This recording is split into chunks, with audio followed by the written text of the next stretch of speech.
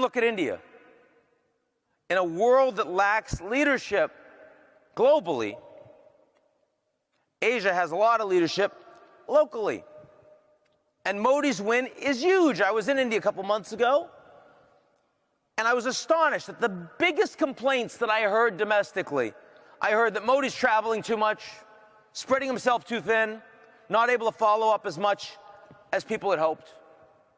I also heard that Arun Jaitley, who is the extremely competent Minister of Industry, Communication, Commerce, and like 3 other things, because the Modi's actually consolidated what had been a 70-person cabinet, is working so hard that he looks sick and that they're worried about his health.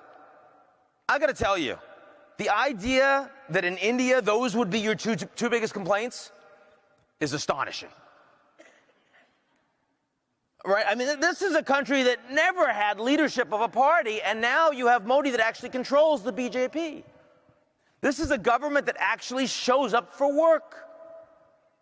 This is a government that actually isn't corrupt. Truly isn't corrupt. That's astonishing in India. Now, don't get me wrong, the place is decentralized. It's going to take a long time. But you have a good 9 chief ministers of key provinces along the Western Industrial Corridor. So it's Maharashtra, it's Modi's own historic Gujarat.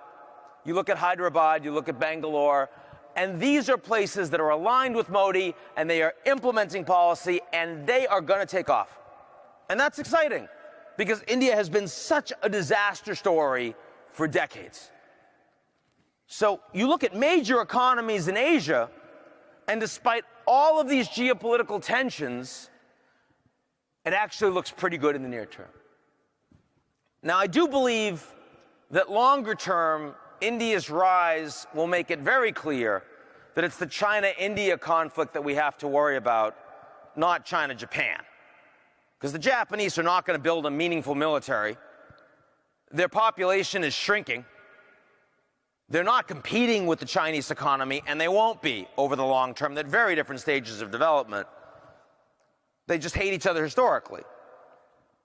But India-China, if India's actually getting their game on, when you see Modi going to Vietnam and saying, we'd really like some blocks for exploration for energy, in return we're going to sell you a bunch of Coast Guard vessels so that you can deal with the Chinese more effectively in the South China Sea, that long-term poses a serious problem. But not today, not 2015, not 2016. So Asia geopolitically